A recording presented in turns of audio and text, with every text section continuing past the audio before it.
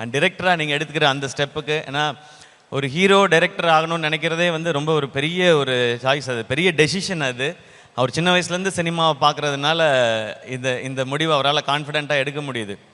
எல்லாருக்கும் ஆசை வரும், நம்மளும் டைரக்ட் பண்ணலாமே அப்படின்னா. ஆனால் அது சாதாரண வேலை இல்லை. எல்லா கிராஃப்டையும் தெரிஞ்சு அதை கண்ட்ரோல் பண்ணி, ஏன்னா ஒரு கதை எழுதிட்டா மட்டும் டைரக்டர் ஆகிட முடியாது. அந்த ஃபிலிம் மேக்கிங் அப்படின்றது மொத்தமாக தெரியணும். அது இந்த டைட்டிலில் ப்ரோமோவில் அவரோட டேஸ்ட்டில் தெரியுது. அந்த ஃபிலிம் ஸ்பெஷலாக இருக்கும் ஒரு டிரெக்டராக.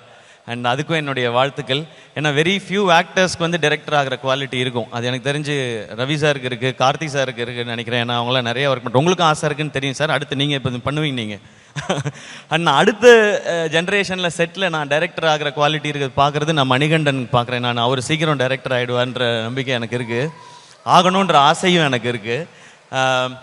இந்த மாதிரி ஆக்டர்ஸ் டைரக்டர் ஆகும்போது நமக்கு ஒரு ஸ்பெஷல் இது, நம்மளால் முடியாத நம்ம ஆட்கள் பண்ணுறாங்க அப்படின்றது.